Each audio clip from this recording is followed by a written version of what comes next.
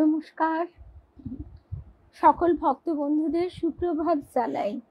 যদিও জানি যে সকালবেলা একটু অসুবিধা হয়, তবু আজকে একটা বিশেষ কাজের কারণে আমরা একটু সকাল সকাল মায়ের কথা শুনব।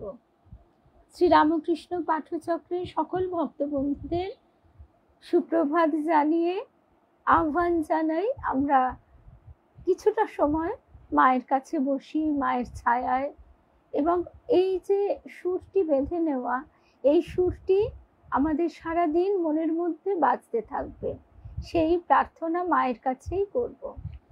আর আমাদের আজকে একটা বিশেষ কাজের কারণে সকালবেলায় আমরা সমবেত হবার চেষ্টা করছি। গতকালই বলেছিলাম, প্রথমেই রুম্পাকে দেখছি সুপ্রভাত, ঠাকুর মায়ের শ্রী চরণে সাষ্টাঙ্গ প্রণাম নিবেদন করে শ্রী গুরুদেবকে স্মরণ করে আমরা শুরু করব মায়ের কথা। মা শারদা সেবাশ্রম ফেসবুক পেজে সকল ভক্ত বন্ধুদের আহ্বান জানাই। আমরা প্রথমে আমাদের ভগিনী নিবেদিতার কাছে একটু শুনব যে তিনি কিভাবে মাকে দেখেছেন। ভাবলে অবাক লাগে যে ভগিনী নিবেদিতা তিনি সম্পূর্ণ একটি অন্য দেশে, অন্য আবহাওয়ায় এবং মানসিকভাবেও অন্য সংস্কার যুক্ত, সেইখান থেকে তিনি মাকে যেভাবে দেখেছেন সেটা কিন্তু ভারী ভারী অদ্ভুত, আমাদেরই যেন দৃষ্টি খুলে দেয়। এই তো পারমিতা এসে গেছি। আমিও তো সকালবেলা তাড়াহুড়ো করে কোনো রকমের যেটুকু যা কাজ থাকে শেষ করে, আমারও 5 মিনিট দেরি। শুভ সন্ধ্যা, শুভ সকাল বিনোদী, শর্মিলা ত্রিবেদী, শুভ সকাল। পূর্ণিমা শুভ সন্ধ্যা। রুম্পাকে তো প্রথমেই দেখেছি। চিনুদি শুভ সকাল। সিস্টার নিবেদিতা, আমাদের ভগিনী নিবেদিতা বলছেন, আমার সব সময় মনে হয়েছে মাতা দেবী ভারতীয় নারীর আদর্শ সম্বন্ধে শ্রী রামকৃষ্ণের চরম বাণী। আসলে মাকে তো ঠাকুর এই মাতৃত্বের প্রকাশের জন্যই বসিয়ে দিয়ে গেছেন। জগতের যে একজন মাকে প্রয়োজন, একথা তো তার মতন আর কে বুঝবে। তাই আমাদের একজন মা যেমন দিয়েছেন, তেমনি এই মাতৃত্বের যে কতটা উৎকর্ষ হতে পারে, শুধু দেহজাত সন্তান নয়, সকলের প্রতি এই যে মাতৃত্বের ভাবটি, এই ভাবটিও আমাদের শ্রী শ্রী মা শিক্ষা দিচ্ছেন। শুভ সকাল চিনুদি, ছবিদিকে অনেক দিন পর। রিনাদি শুভ সকাল। সকাল সকাল তোমার 2 কন্যার, আমাদের 2টি বোনের মুখ দেখেই খুললাম ফোনটা। তারপরে মনটা তখন মানে কি বলবো, দুঃখ, আনন্দ, সুখ সব একাকার হয়ে গেল। ভাবলাম, আহারে রিনাদি, তুমি যদি সকাল সকাল একটু থাকতে পারো, যাক, তোমাকে দেখে খুব ভাল লাগছে। আর ছবি দিয়েও অনেক দিন পর।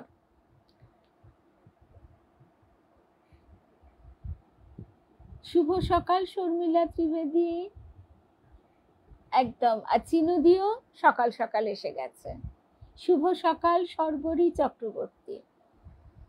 তা সিস্টার নিবেদিতা বলছেন, তিনি কি প্রাচীন আদর্শের শেষ প্রতিনিধি অথবা নতুন আদর্শের অগ্রদূত? প্রজ্ঞা ও মাধুর্যের সমন্বয় অতীব সহজ সরল নারীর জীবনেও কিভাবে করা সম্ভবপর তাকে দেখলে তা বোঝা যায়। কিন্তু সেই সঙ্গে আমার কাছে তার আধ্যাত্ম মহিমার মতোই অপূর্ব মনে হয়েছে তার সম্ভ্রান্ত সৌজন্যের সৌন্দর্য, তার প্রশস্ত মুক্ত মনের মহিমা। যত নতুন বা জটিল সমস্যাই তার কাছে উপস্থিত করা হোক না কেন, আমি কখনো তাকে উদার ও মহৎ সিদ্ধান্ত জ্ঞাপনে দ্বিধান্বিত দেখিনি। শুভ সকাল নিবেদিতা। ভাবলে অবাক লাগে যে শ্রী রামকৃষ্ণ গত প্রাণা তিনি, কিন্তু ঠাকুর যখন বলছেন যে ওর হাতে দিলে কেন, তুমি কি জানো না যে ওর চরিত্র ভালো নয়? মা কিন্তু তখন নিজের দৃঢ়তায় একেবারে ধরে আছেন। মা মা সেখানে মানে গম্ভীর ভাবে বলছেন, আমাকে মা বলে ডেকে দিলে আমি তো না বলতে পারবো না, আমাকে মা বলে ডেকে কেউ কিছু বললে আমি তো তাকে না বলতে পারবো না। এই যে মাতৃত্বের প্রকাশ এবং বিকাশ, এইটি আমরা শ্রী শ্রী মায়ের মধ্যে একেবারে চূড়ান্ত পর্যায়ে দেখি। আমরা মা কালী, মা দুর্গা, সেই মায়েদেরকেও আমরা সম্মান করি, ভালোবাসি, সবই করি।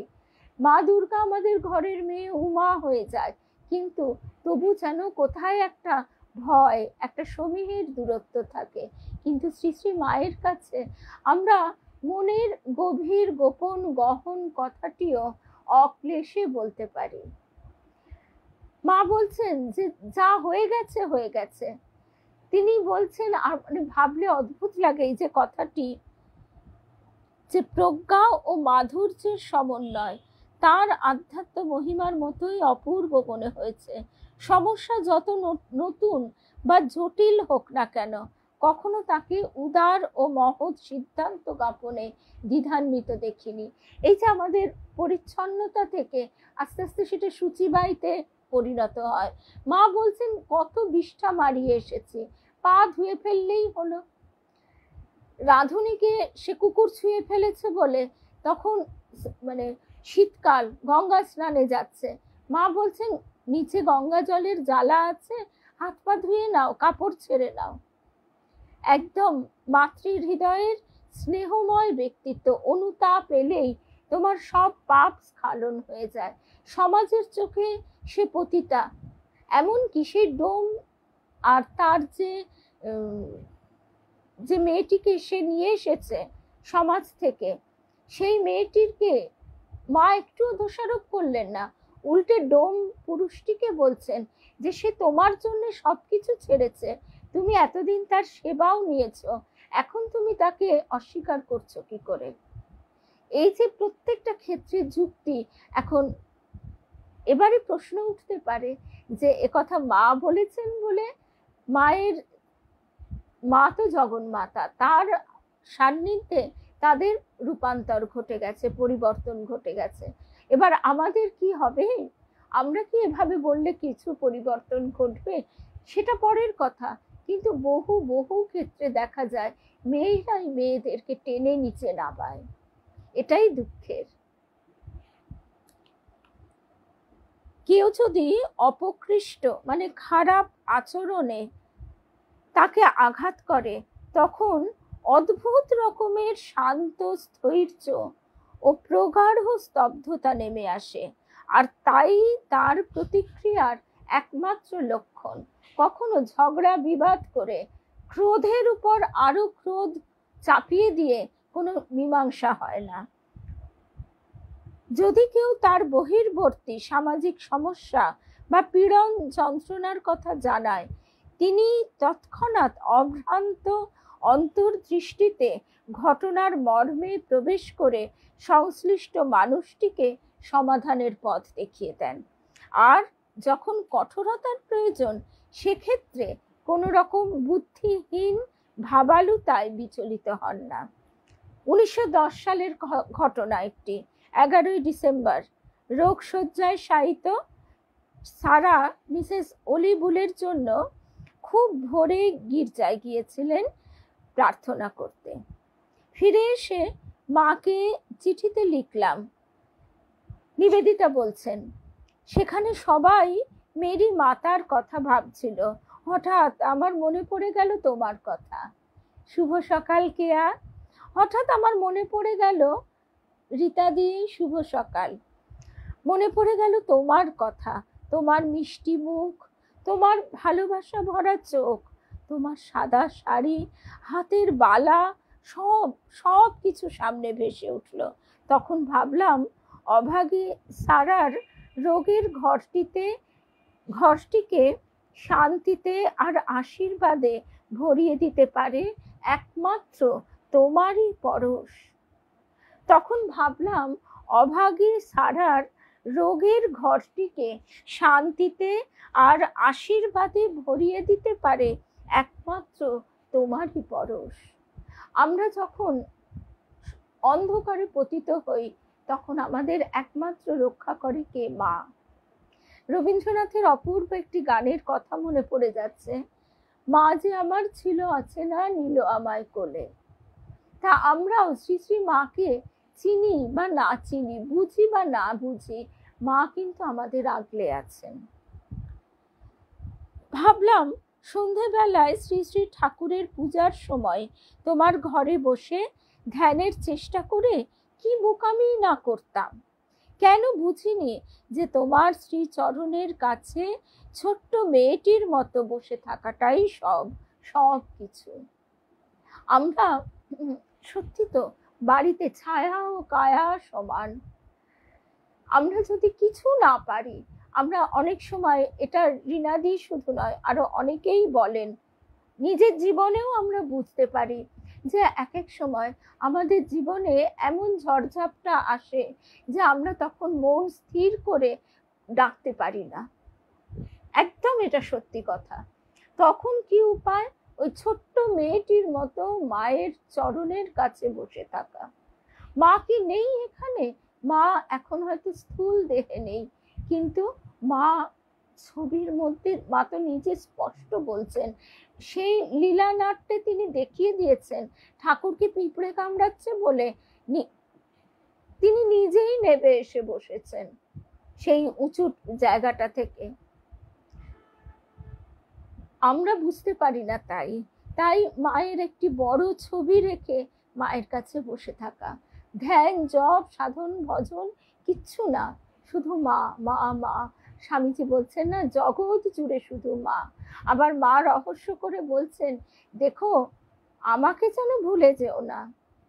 এটা সিস্টার নিবেদিতার লেখা। তারপরে কেন বুঝিনি যে তোমার শ্রীচরণের কাছে ছোট্ট মেয়েটির মতো বসে থাকাটাই সব কিছু। মা, মাগো, ভালোবাসায় ভরা তুমি। তোমার ভালোবাসায় আমাদের মতো উচ্ছ্বাস বা উগ্রতা নেই। আমরা কাউকে ভালোবাসলে একেবারে তাকে আষ্টে পৃষ্ঠে অধিকার করে নিতে চাই। এইখানেই তফাৎ। এই যে তোমার ভালোবাসায় আমাদের মতো উচ্ছ্বাস বা উগ্রতা নেই, তা পৃথিবীর ভালোবাসা নয়, স্নিগ্ধ শান্তি তা, সকলের কল্যাণ আনে, অমঙ্গল করে না কারো, সোনার আলোয় ভরা তা, খেলায় ভরা। আজকে সকালবেলা বারান্দা থেকে ওই আমার মালতীর সঙ্গে হেল্প করতে করতে আমি দেখছি, শেষকালে ফোনটা নিয়ে এসে ছবি তুললাম, এত সুন্দর আলোর ফ্লেয়ার। আর পল্লবী লিখেছে আলোর তরঙ্গ, সূর্যের আলোর যে নীল তরঙ্গটা, নীল রশ্মিটা এত সুন্দর বোঝা যাচ্ছে। একটা তো এরকম লাইনের মতন রশ্মি বিচ্ছুরিত হচ্ছে, আর লেন্সের মধ্যে দিয়ে দেখা যাচ্ছে, খালি চোখে দেখা যাচ্ছে না, যেন একটা হালকা নীল আলোর তরঙ্গ। সোনার আলোয় ভরা তা, খেলায় ভরা। কয়েক মাস আগের সেই যে রবিবারটি, পুণ্য ভরা সেই দিনটিতে গঙ্গা স্নান সেরে ছুটে তোমার কাছে ফিরে এসেছিলাম এক মুহূর্তের জন্যে। তখন তুমি আশীর্বাদ করেছিলে, আর কি যে শান্তি আর হালকা বোধ করেছিলাম তোমার বাঞ্ছিত আবাসে। প্রেমময়ী মাগো, তোমাকে যদি একটি অপরূপ স্তোত্র কিংবা প্রার্থনা লিখে পাঠাতে পারতাম, কিন্তু জানি সেও যেন তোমার তুলনায় শব্দমুখর, কোলাহলময় শোনাবে। সত্যি তুমি ঈশ্বরের অপূর্বতম সৃষ্টি, শ্রীরামকৃষ্ণের বিশ্বপ্রেম ধারণের নিজস্ব পাত্র। যে স্মৃতিচিহ্নটুকু তিনি তার সন্তানদের জন্য রেখে গেছেন, যারা নিঃসঙ্গ, যারা নিঃসহায়। সত্যি সত্যি ভগবানের অপূর্ব রচনাগুলি সবই নীরব। সত্যি ভগবানের অপূর্ব রচনাগুলি সবই নীরব, তা অজানিতে আমাদের জীবনের মধ্যে প্রবেশ করে। যেমন বাতাস, যেমন সূর্যের আলো, বাগানের মধু গন্ধ, গঙ্গার মাধুরী, এইসব নীরব জিনিসগুলি সব সব তোমারই মতো। গির্জায় সবাই মেরি মাতার কথা ভাবছিল, কিন্তু শ্রী মাকে আমার মেরি মাতা বলেই মনে হলো। তার সান্নিধ্য শুদ্ধিকর। শ্রী রামকৃষ্ণের অভিপ্রায় আমরা সবাই তার মতো হই। গণ্ডি ভাঙা মা শুধু দেহজাত সন্তানটির জন্য নয়, সকলের প্রতি, সকলের জন্য এই মাতৃত্ব। শ্রী মা যখন কলকাতা থেকে গ্রামে যান তখন সবকিছু শূন্য মনে হয়, আর যখন এখানে থাকেন তখন আমি যাই তার শ্রীচরণ ধৌত করতে। সেই ধ্রুব মন্দির থেকে আশীর্বাদ নিয়ে আসি। এত সাদাসিধে নারী তিনি, এত সাদাসিধে নারী তিনি, তবু আমার ধারণায় তিনি বর্তমান পৃথিবীর মহত্তমা নারী। তিনি যখন এখানে মানে কলকাতায় থাকেন, আমাদের আমাদের আশ্রয় তখন তিনি, সবসময় তিনি আমাদের আশ্রয়, কিন্তু তখন যেন আরো আরো গভীর, আরো আরো আমরা যেন তাকে জড়িয়ে ধরতে পারি।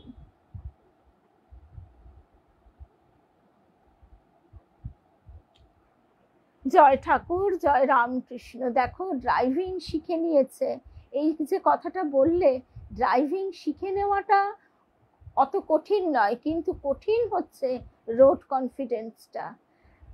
রাস্তায় গাড়ি চালিয়ে যাওয়া যে অনেক কঠিন, অনেক সেখানে কনসেন্ট্রেশনের দরকার হয়।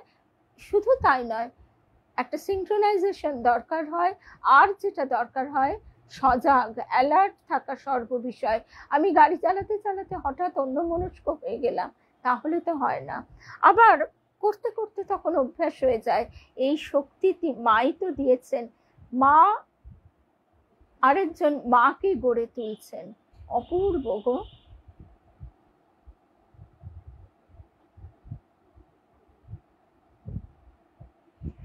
এইবার এই যে ভগিনী নিবেদিতার কথাগুলি আমরা শুনলাম, সেই গণ্ডি ভাঙা মা, তখন আমাদের মনে হয় না কি যে সত্যি তো এই মায়ের আদর্শের কণা মাত্র যদি আমরা আমাদের মধ্যে ফোটাতে পারি, তাহলে আমাদের মনুষ্য জন্ম সার্থক হয়।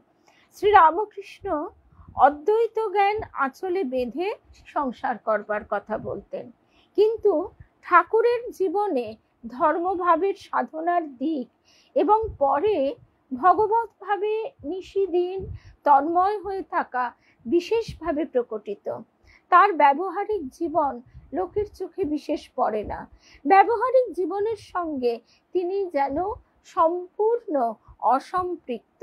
বাহ্যত কথা বার্তা চাল চলন সব অবস্থাতে সর্বদাই তিনি যেন ঈশ্বর অনুভূতিতে একেবারে ডুবে রয়েছেন, আর সব কিছু যেন তাতে চাপা পড়ে গেছে।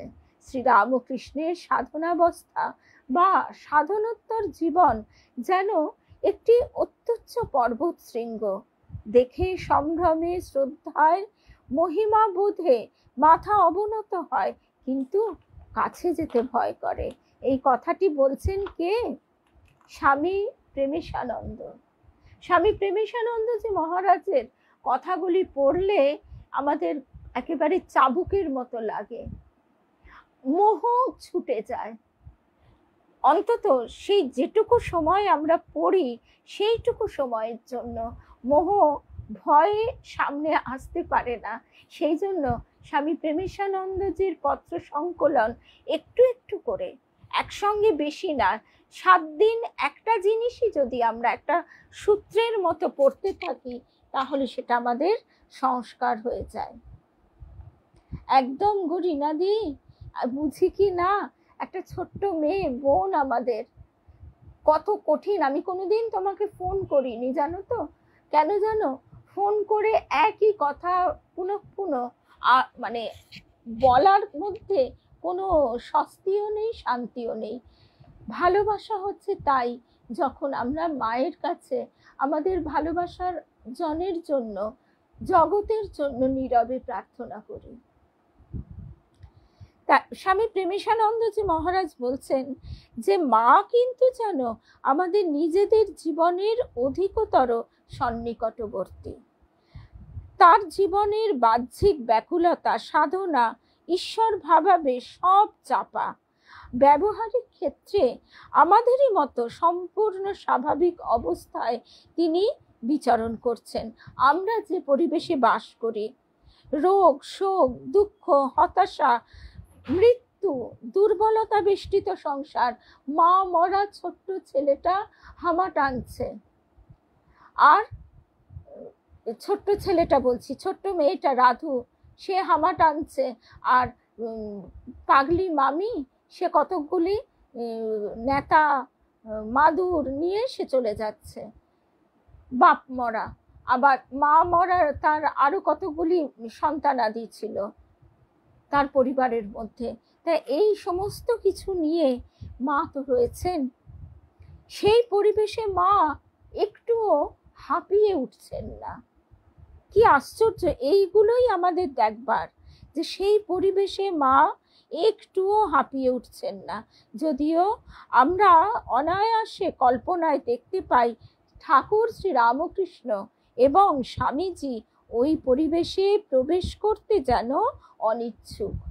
মা আমাদের সেইটি দেখিয়ে দিলেন যে তোমাকে সংসার ছেড়ে কোথাও যেতে হবে না, কাউকে বাদ দিতে হবে না, তুমি সকলকে বুকে জড়িয়ে সকলের মা হয়ে নিরাসক্ত হয়ে থাকো, যার প্রতি যা কর্তব্য করো, কিন্তু ভালো এক ঈশ্বরকেই বেশো।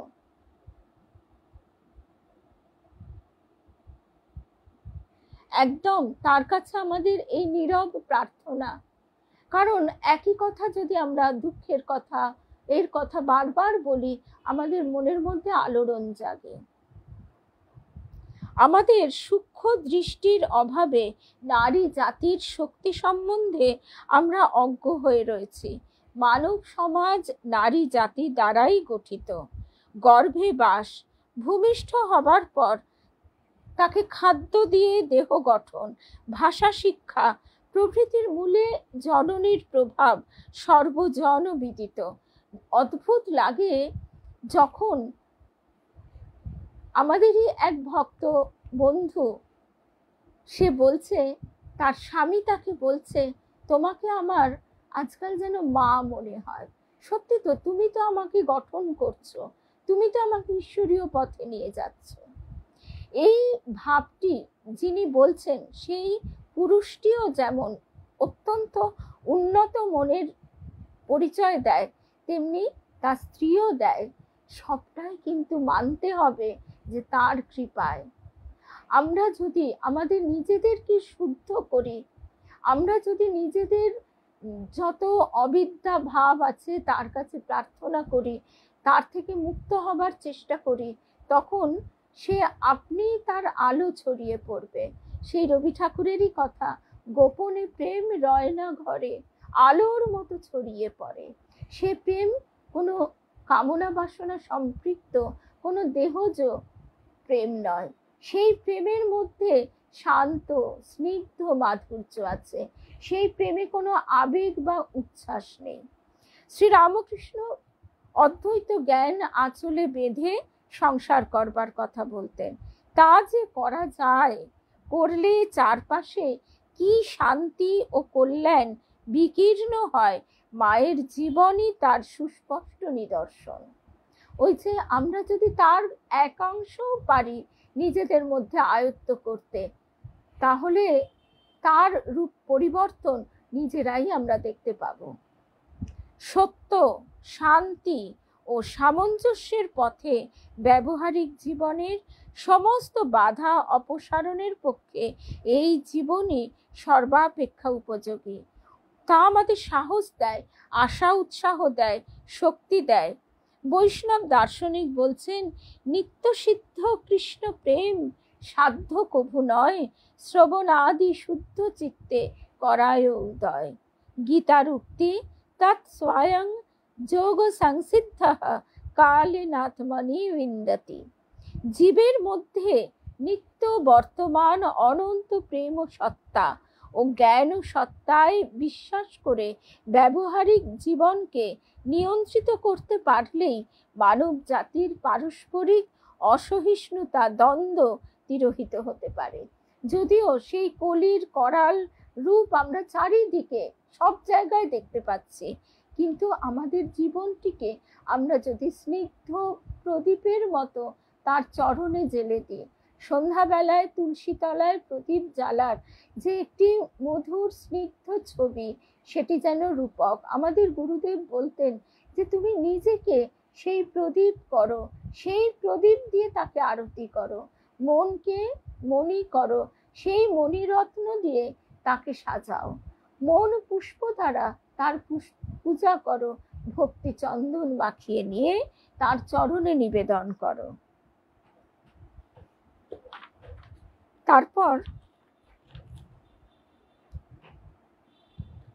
আশাপূর্ণা দেবীর এই প্রবন্ধটি আমরা একদিন পুরোটা শুনব। এখন ছোট্ট একটু অংশ শুনছি। অবতারের প্রত্যক্ষ লীলা শেষ হয়, কিন্তু ভক্তের হৃদয়ে তার চিরন্তন লীলা। যেমন একটি প্রদীপ থেকে আরেকটি প্রদীপ অথবা শত শত প্রদীপ জ্বালানো যায়, তেমনি একটি ভক্তের হৃদয়স্থিত অনুরাগ শিখায় হাজার হাজার অন্ধকার হৃদয়ে আলো জ্বলে ওঠে। এক অন্তর থেকে আর অন্তরে। রূপশ্রী এখন নেই, কিন্তু রূপশ্রীর প্রশ্নের উত্তর এখানেই নিহিত আছে। আজকের শতবার্ষিকী উৎসব সহস্র বার্ষিক উৎসবের প্রথম সোপান মাত্র। মায়ের শতবার্ষিকী জন্ম তিথিতে এই নিবন্ধটি আশাপূর্ণা দেবী লিখেছিলেন। কাল থেকে কালান্তরে এই চলা, কলির তাপে দগ্ধ দুর্বল জীবের কঠোর সাধনার শক্তি নেই, তাই এক অপূর্ব সহজ সাধনার আদেশ নিয়ে এসেছেন ঠাকুর আর তার লীলা সঙ্গিনী শারদামণি। দূর আকাশের গায়ে উজ্জ্বল ধ্রুবতারা যেমন অন্ধকার সমুদ্রে দিগভ্রান্ত পথিককে পথ দেখিয়ে দেয়, তেমনি শ্রী শ্রী শারদামণির মহিমময় জীবন লীলার উজ্জ্বল জ্যোতি শুধু ভারতের নয়, সমগ্র জগৎকে পথ দেখাচ্ছে। সে বলছে, নারী জীবন পূর্ণ প্রকাশিত হয় আত্মপ্রচারে নয়, আত্মবিলুপ্তিতে, অন্যের দোষ দর্শনে নয়, নিজের ত্রুটি সংশোধনে। এই যে ধ্রুবতারার মতন, রবীন্দ্রনাথ একটি গানে বলছেন যে এই যে অনন্ত পথিক, তিনি এই পথ চলার শেষে কি আছে? মৃত্যু। আমরা ভাবি কোথায় শেষ হয়ে গেল, না, আর চলার রূপান্তর ঘটলো। যেমন দিনের আলো তেমনি রাতের আলো। আমরা যেটা দেখতে পাই না, এই স্থূল সীমাবদ্ধ দৃষ্টিতে তাকে আমরা তো নেই বলতে পারি না। তখন সেখানে রবীন্দ্রনাথ বলছেন যে একটি মাত্র স্নেহ নেত্র জাগে সেখানে। তিনি কাকে উদ্দেশ্য করে বলছেন সেটা কথা নয়, আমরা সেই শ্রী শ্রী মায়েরই যেন অপূর্ব চোখ দুটি দেখতে পাই। মায়ের ওই যে ছবিটি আছে না, মা আমাদের দিকে চেয়ে আছেন, অপূর্ব শুভ দৃষ্টি। একটা জাতির যথার্থ আশ্রয় তার জীবনের আদর্শ। উদারচিত্ত ভারত চিরদিন বহু দেশের, বহু জাতির, বহু ধর্মের ভাবধারাকে আপন হৃদয়ে গ্রহণ করেছে, আপন কর্মের মধ্যে বহন করেছে, কিন্তু কখনো আপন আশ্রয়চ্যুত করেনি। যন্ত্র সভ্যতার কষাঘাতে জর্জরিত উদ্ভ্রান্ত পৃথিবীকে সেই আশ্রয় চিনিয়ে দেবার দায়িত্ব আজ ভারতেরই রয়েছে। যন্ত্রশক্তির যে কল্যাণী শক্তি আমরা দেখতে পাচ্ছি, তাকে তো অস্বীকার করা যায় না। তারপরে নলিনীকান্ত ব্রহ্ম, তিনি বলছেন, সহধর্মিনী শারদাকে একদিন রামকৃষ্ণ বলেছিলেন, তুমি মোটে একটি ছেলে খুঁজছো কি গো? দেশ দেশান্তর থেকে, কাল কালান্তর, যুগ যুগান্তর ধরে তোমার কত কত ছেলে আসবে, তুমি যে তখন মা ডাকে তিষ্ঠতে পারবে না। আজ ভগবান রামকৃষ্ণের ওই কথার সত্যতা আমরা উপলব্ধি করতে পারছি। আমাদের পিছিয়ে যেতে হবে, সেই সময়টিকে মানস চক্ষে দেখবার চেষ্টা করতে হবে। আমরা দেখছি কি, মা ছেঁড়া শাড়ি সেলাই করবারও ছুঁচছুতো নেই, গিঁট বেঁধে ঘরের ওই দাওয়াটিতে বসে আছেন কামার পুকুরে। লক্ষ্মী দিদির সামনে বোনা ওই শাক পা দিয়ে মারিয়ে মারিয়ে চলে যাচ্ছেন। অথচ এই লক্ষ্মী দিদিকে মা কত স্নেহে যত্নে দক্ষিণেশ্বরে সঙ্গিনী করে রেখেছিলেন। তা এই হেন অবস্থায় আকাশের দিকে তাকিয়ে মা ভাবছেন, মাই তো জগন মাতা, তার হতেই সৃষ্টি, অথচ কি অপরূপ ছদ্মবেশ। মা আমাদের ভাবছেন আমাদেরই মতো করে। বুধানন্দজি মহারাজ তাই বলছেন, অবতার আসেন জীবের অনুকরণ করে, অবতার আসে জীবের অনুকরণ করে, যাতে জীব তাদের অনুসরণ করতে হয়। সেই অবস্থাতেও মা কিন্তু একেবারেও কোনো অভিযোগটি করছেন না। আমরা সব কিছু পেয়েও আমাদের তো কত অভিযোগ। মা কোনো অভিযোগ না করে বলছেন ঠাকুরের কাছেই আকুল ভাবে, একটি ছেলেও নেই, কি নিয়ে থাকবো, আর কি হবে এই দেহটা রেখে। ঠাকুর সঙ্গে সঙ্গে তাকে দর্শন দিচ্ছেন। তখনই বলছেন, এমন ছেলে পাবে মাথা কুটে তপিস্যে করলেও মেলে না।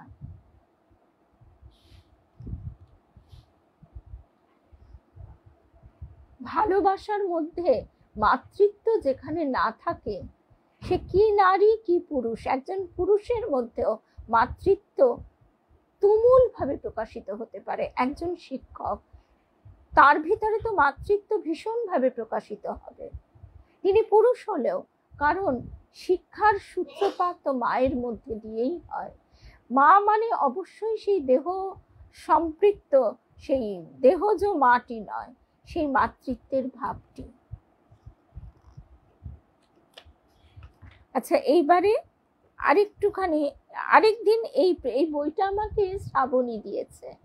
শ্রাবণী বলছে, বইটা তোমাকে। আমি বলছি, কেন গো? ও বলছে, না তোমাকে নয়, আমাদের সকলের জন্য বইটা। আমরা পাঠচক্রে তোমার কাছে শুনবো, তুমিও শুনবে, আমাদেরও শোনাবে। অচিন্ত কুমার সেনগুপ্তের লেখা, ভারী পোয়েটিক, ভীষণ সুন্দর। একজন সন্ন্যাসীর স্ত্রী আছেন বৈভবহীনার বেশে, ভালো মানুষটির মতো মুখ বুঝে, অশ্রুকণ্ঠী হয়ে। এই কি আমাদের মা?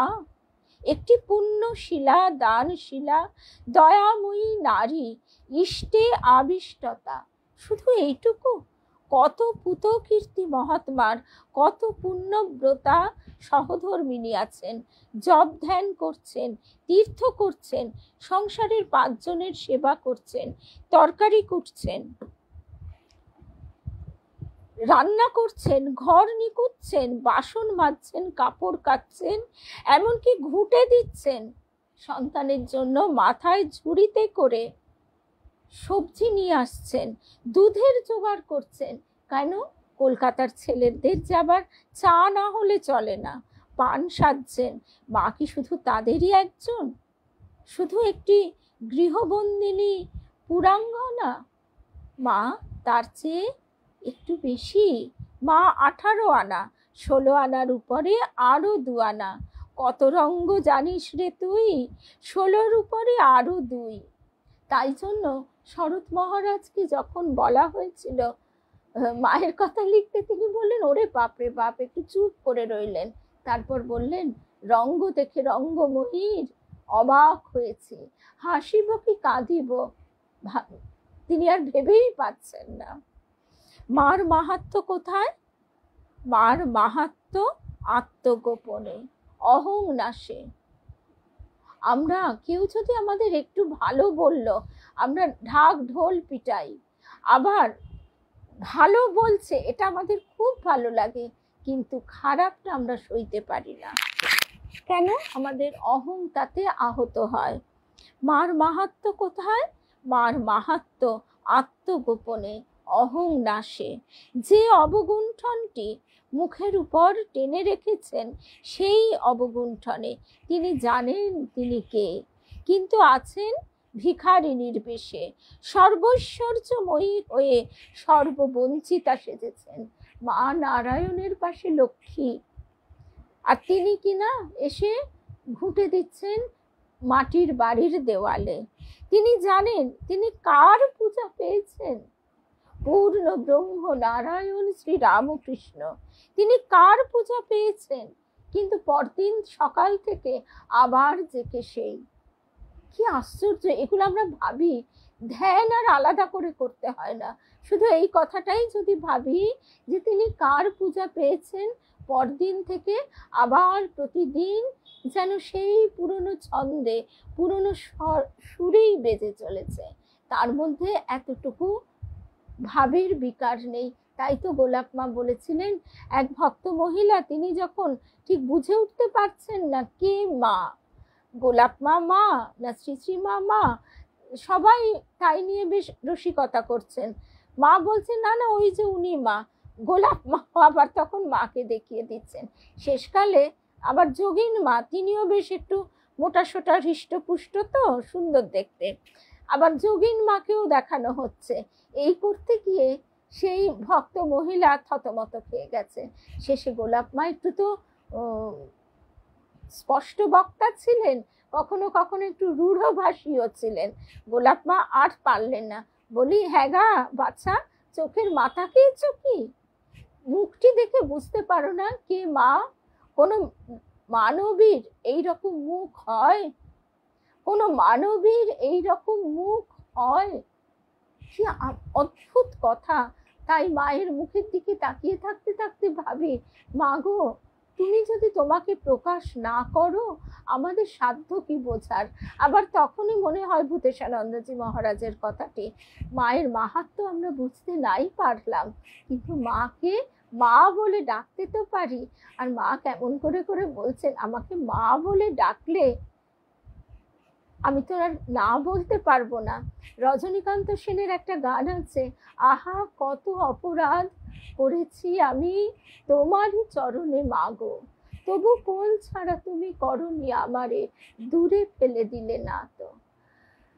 পরপর কথাগুলো তো আমার কাছে এখন এই মুহূর্তে নেই, আমি কথাগুলো আজকে পোস্ট করব। সেখানে একটা জায়গায় আবার যখন আমি দূরে চলে যাচ্ছি তখন কাতর হয়ে তুমি বলছো, যদি কখনো কোনো বিপদে পড়ো মা মা বলে ডেকো। কি অপূর্ব! মানে বলতে বলতে গায়ে কাটা দেয়। যদি কখনো তুমি আমায় ভুলে চলে যাচ্ছ, কিন্তু যদি তোমার কষ্ট হয় মা মা বলে ডেকো। এই রজনীকান্ত তিনি কি আর শুধু কবি, তিনি সাধক। ঐশ্বর্যের কি যন্ত্রণা, না দেখাতে পারলে আরো যন্ত্রণা। ঠাকুর বলছেন না, ম্যাথরানির হাতে বালা উঠেছে, সরে যা করতে করতে যাচ্ছে, কি না লোকে তার দিকে ফিরে চাইবে। যে আঙুলে আংটি আছে সে আঙুলই আস্ফালন করে। দাঁতে সোনা বাঁধানো থাকলে বারে বারে হাসতে হয় দাঁত দেখিয়ে। আর যার কিনা রাজ্য চোরা সম্পদ, তিনি আছেন বনবাসে। আমরা সীতার বনবাসের কথা ভাবি, আর মা ক্ষিতীশ মুকুটলক্ষ্মী হয়ে মুকুট বিসর্জন দিয়েছেন। তার জন্য লোভ নেই, ক্ষোভ নেই, কৃষ্ণ প্রীতি মানেই তো তৃষ্ণা ত্যাগ। আছেন তাই মূর্তিমতী তুষ্টি হয়ে, তৃপ্তি হয়ে, সর্বশ্রী রূপ ধারিণী হয়ে। এমনকি কখন যে ভাব সমাধি হয় তাও জানতে দেন না। বাবুরাম মহারাজ বলছেন, শক্তি রূপিণী কিনা তার চাপবার ক্ষমতা কত। ঠাকুর বলতেন, বড় সায়রে হাতি নামলে টের পাওয়া যায় না। ঠাকুর চেষ্টা করেও পারতেন না, বাইরে বেরিয়ে পড়তো, আর মা ঠাকুরুনের ভাব সমাধি হচ্ছে, কিন্তু কাউকে কি জানতে দেন?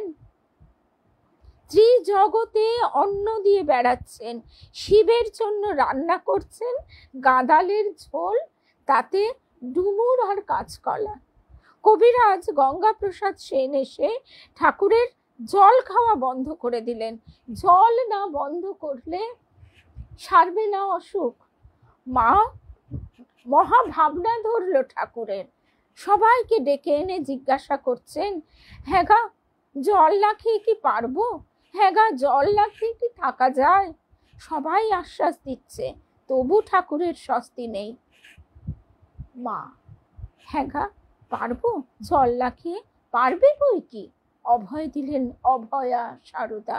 বেদানা পর্যন্ত জল পুছে দিতে হবে, দেখো যদি পারো।